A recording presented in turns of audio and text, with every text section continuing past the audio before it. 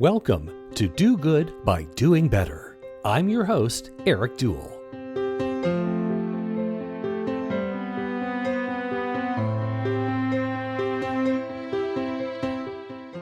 Do you make decisions based on fact or feeling? If you said feeling, you're not alone. And in today's episode, I'll explore how to capture the way consumers feel about brands and how to connect it all to the bottom line.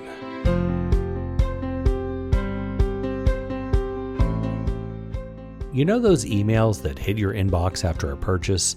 Those ones that ask, on a scale of 0 to 10, how likely are you to recommend? Or maybe you've even seen a little kiosk with smiley and frowny faces on buttons to tap on your way out of a store. I know I have, and it's actually a kind of playful experience to register your feedback and know that it got captured right there. It's kind of like playing a game.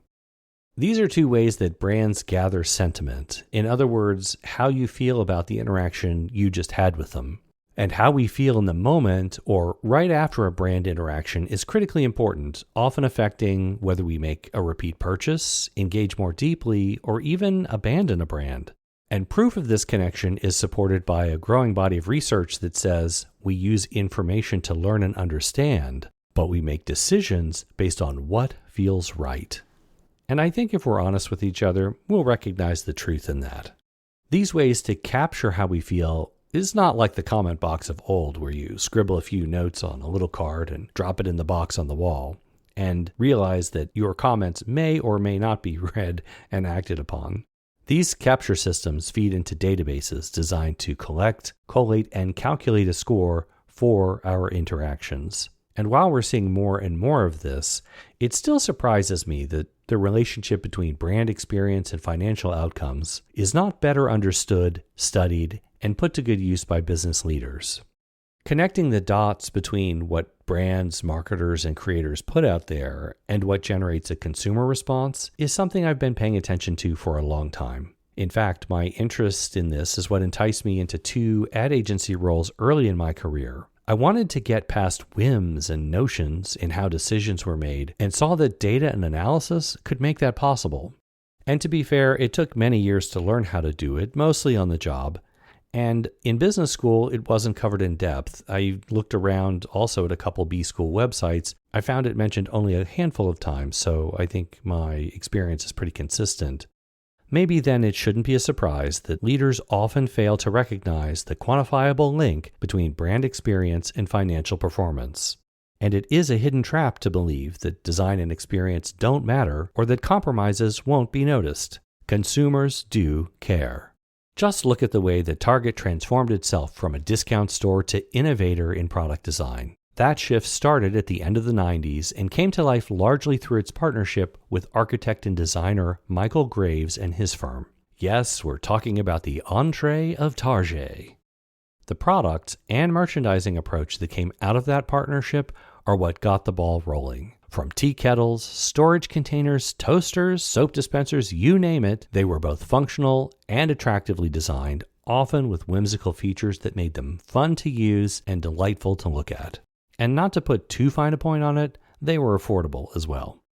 By the time that relationship ended in 2012, more than 2,000 original and exclusive products had been brought to market, setting new standards for design and household and consumer products, and in the process, Target completely transformed its brand image. It was a masterclass in how to bring form and function together to deliver commercial success.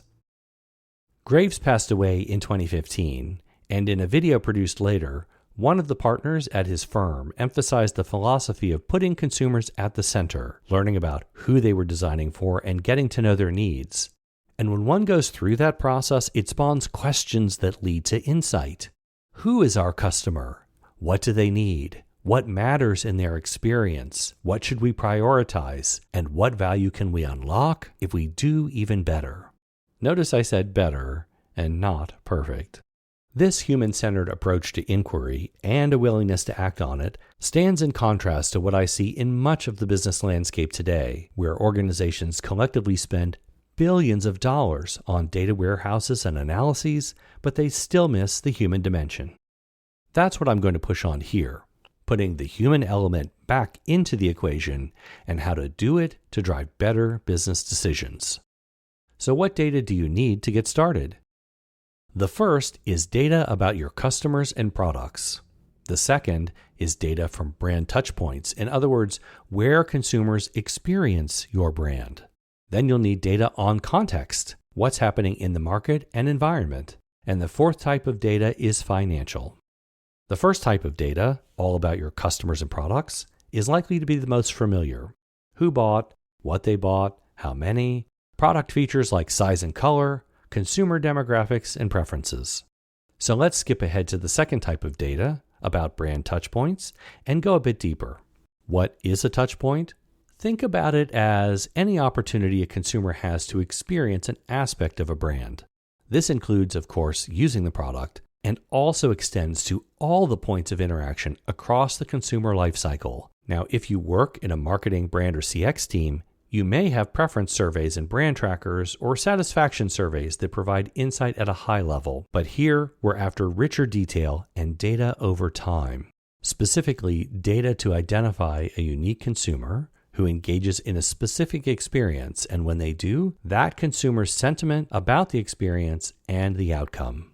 To capture sentiment, many companies use Net Promoter Scores, abbreviated as NPS. There are several formulations of NPS, and one called Transactional NPS, or TNPS, can be especially useful for this purpose. That's where the surveys I was talking about at the top come in. The on a scale of 0 to 10 answer that you and I provide can be used to calculate a TNPS score for whatever interaction we've just had with a brand. When used widely and comprehensively, TNPS combined with customer demographics, behavioral observations, and transaction data can reveal a great deal about what's working and what's not in a brand experience, like long wait times and negative interactions with associates, transactions that go well at one touchpoint but poorly at another, apps and websites that are confusing, slow to respond, or crash, and experiences in the field, like when onboarding and tech service visits go awry. Once you have this sentiment data, the third piece of the puzzle is about context. Each brand operates in a very specific context, and there's no one-size-fits-all answer here, so I'll just share a few examples. Packaging, pricing, and promotions, competitor moves and activity in the market, factors like seasonality and economic conditions. You get the idea. These contextual data help explain the bigger picture and influences that we often don't control yet are important to understand. We now come to the final piece of the puzzle, and for me, it's where the real magic happens, weaving all these data on interactions, sentiment, and customer behavior together and tying them through to a single business KPI. And in my experience, customer lifetime value, or CLV, is just the right metric for that job.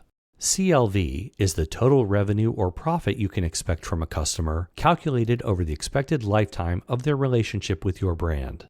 And changes in CLV, they can be correlated with sentiment and interaction data to reveal the impact of brand experiences in concrete financial terms.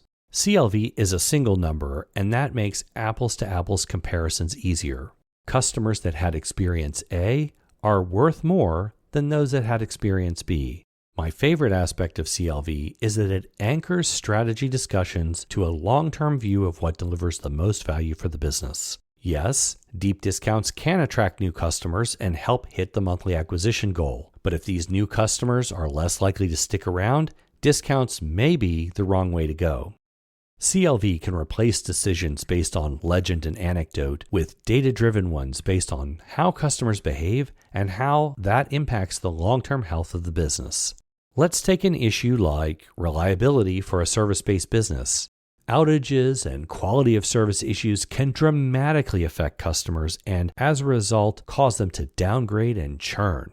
Now, that much is intuitive, but what are the specific triggers? Is it the total number of outages, the length of each outage, and what happens when an outage occurs just after a rate increase? Is there an interaction? Is there a compounding effect? These are the details that CLV can help tease out and reveal when sentiment drops as well as when consumers begin to act on their feelings. I share this example to show how CLV connects the dots between interactions, sentiment, and business KPIs.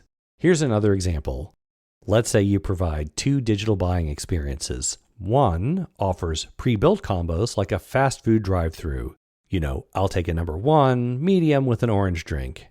The second offers a build-your-own experience. I'd like a foot-long meatball on Italian herb with provolone, lettuce, mustard, and pickles. These are vastly different ways of transacting, and for all the opinions about which is better, to say nothing of my order choices, what we should be asking is what delivers a higher value customer. CLV will answer that question and will show you where to look to answer the next why. Here's a final use case to round things out. Let's say you're a wireless provider and you just started selling a new phone with a better camera. People are clamoring to buy it and the future seems bright. But will it result in attracting and retaining higher value customers, or will the sales bump be just a blip? The answer depends on whether the effect on consumer behavior is transient or durable. Is it fleeting or will it last? To increase CLV in a way that's long-lasting, consumers must change their behavior in a way that generates sustained incremental margin, increases tenure, reduces acquisition or retention costs, or lowers the cost to serve. If consumers with the new phone take many more photos and they end up buying more cloud storage as a result, then the new model is likely to boost CLV. On the other hand, if after 3 months the novelty wears off and there isn't a long-term change in behavior, then the effect is likely to be transient. These examples show how CLV connects the dots between interactions, sentiment, and business KPIs to help us find problems, prioritize investments, and build better experiences that benefit consumers as well as the bottom line. I've shared a lot of information about data and methods here, and if you'd like to look back over it, check this episode's liner notes for a link, or go to dogoodbydoingbetter.com and look for episode 3 of this podcast. I hope this provides a blueprint for how to put consumers at the center, measure the impact of experiences on sentiment, and to use CLV to connect it all to the bottom line. If you're capturing the data I talked about, then you already have a head start. If not, keep in mind that it's more important to get started than to get it perfect out of the gate. Wherever you are in that journey, you can be confident that with each step to align positive brand experiences with better financial results, you'll be sure to up your impact one act at a time. I'm Eric Duell.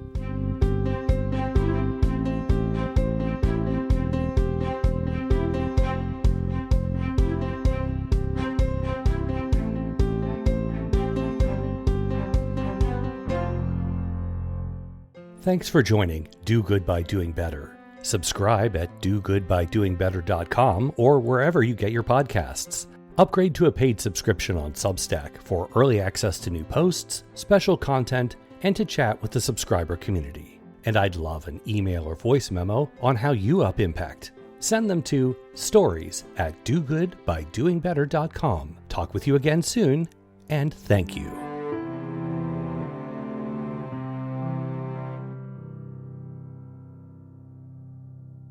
A production of Elucidate Media, crafted with love for you in Philadelphia.